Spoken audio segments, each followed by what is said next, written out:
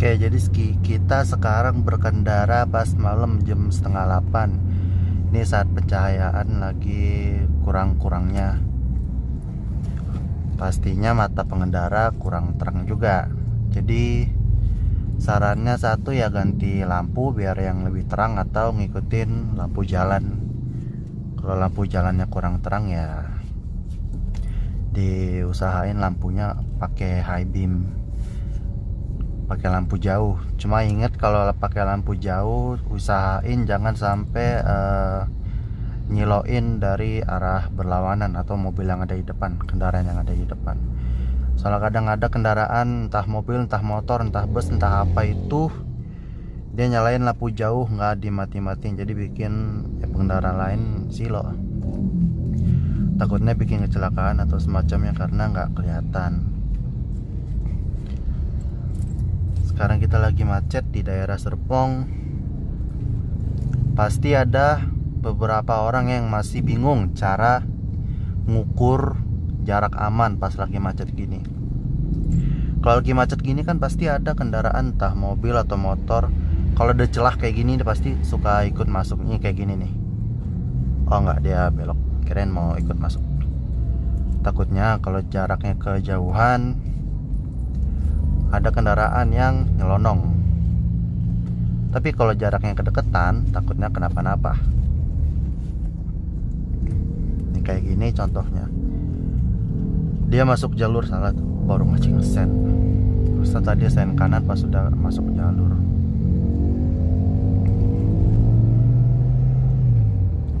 Jadi gimana cara ngukurnya biar jarak amannya tuh aman, sesuai namanya jarak aman. Ini mobil Suzuki R3, dia kap mesinnya itu agak melengkung.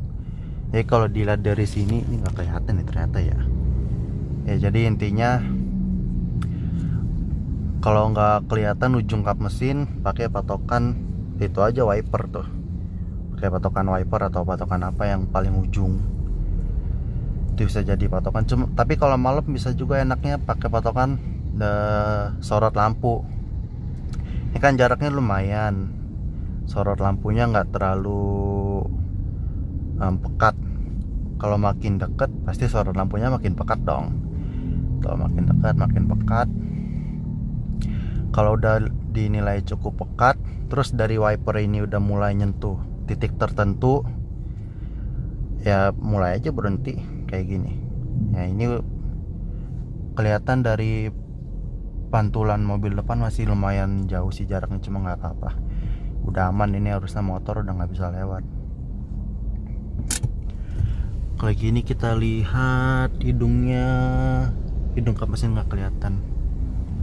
Ya, jadi nggak bisa jadiin patokan kap mesin, kecuali mobil yang kap mesinnya kotak, bentuknya kayak Jimny atau Innova, itu kan kap mesinnya kotak, jadi bisa jadi patokan.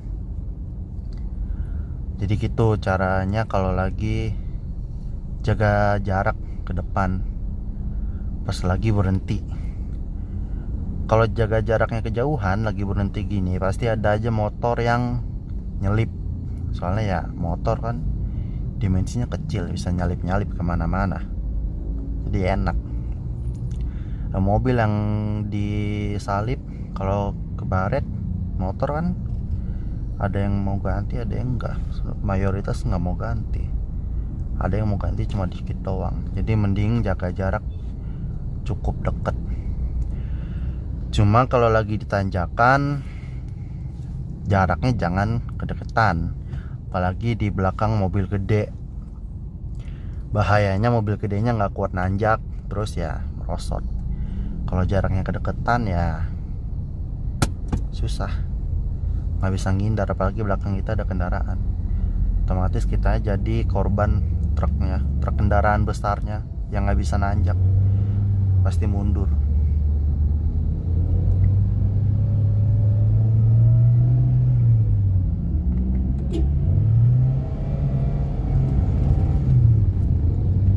Oke, kemacetan Tangerang kota geser dikit. Ini enak sih.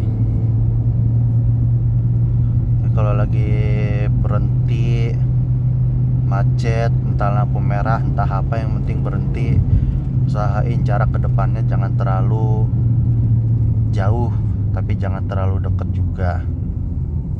Jauh nggak apa-apa, cuma kalau emang mau jaga jarak cukup jauh, sekalian yang jauh sekalian gitu loh. Jangan sejauh mobil, cuma kasih motor lewat nggak apa-apa, cuma jangan terlalu jauh. Soalnya kalau jauh ya gitu jadinya mobil nyelonong masuk.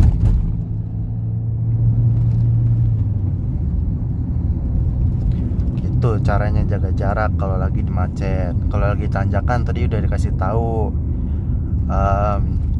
jaga jarak ke mobil atau kendaraan depan. Nggak harus mobil gede, mobil biasa aja juga nggak apa-apa. Mobil biasa kayak ini atau itu, apapun mobil yang ada di depan, mau mobil kecil, gede, harus jaga jarak. Soalnya ya takutnya itu mobilnya nggak kuat nanjak. Cuma zaman sekarang ya enaknya mobil bisa kuat di tanjakan karena ada teknologi atau semacamnya. Enaknya itu. Cuma kan kalau truk atau mobil-mobil kayak mobil ini yang dulu belum terlalu mikirin teknologi kan susah. Mesti ngandelin kekuatan mesin, grip ban, sama ya kemampuan berkendara, kemampuan yang nyetirnya.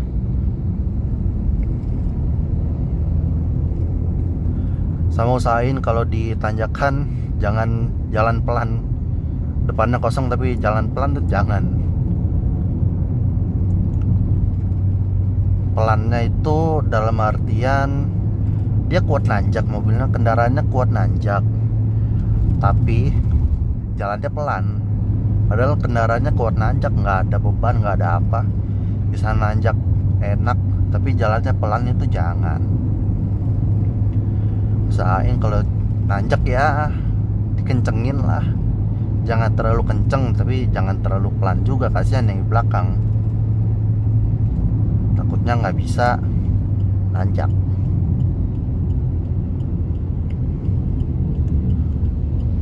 Sama kalau di tanjakan, di parkiran, contohnya parkiran, tanjakan parkiran, jangan berhenti di tanjakan.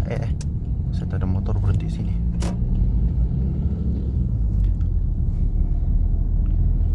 Kalau berhenti di tanjakan itu harus jaga jarak. Jadi misalkan tanjakannya curam nih, tanjakannya curam terus sempit, nah itu harus nggak boleh berhenti di tanjakannya. Jadi usahain berhentinya ya di setelah tanjakan atau sebelum tanjakan. Kalau di tanjakannya pas, agak kagok, soalnya tanjakannya sempit. Rata-rata mall itu tanjakannya sempit. Set silo bener mobil.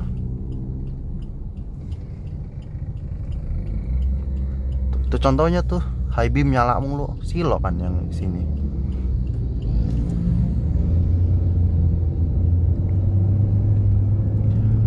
High beam nggak boleh nyala mulu kalau malam, terutama perempuan lagi bawa motor, high beam nyala mulu sampai silo yang di depannya. Merek motor yang itu, yang high beam nggak high beam tetap aja nyeloin. Lampu dekat aja udah nyeloin, apalagi lampu jauh. Sama balik tadi ke masalah tanjakan di mall.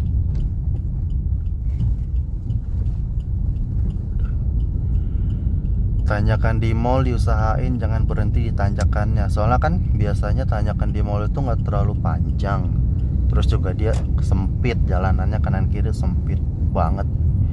Kalau mobil kecil enak, karena mobilnya kecil, tanjakannya juga nggak terlalu butuh effort lah istilahnya. Cuma kalau mobilnya gede panjang, tanjakannya sempit, ya itu susah, mesti maju mundur. Terus juga ya kalau ditanyakan jangan berhenti di tanjakannya, takutnya tadi susah nanjak.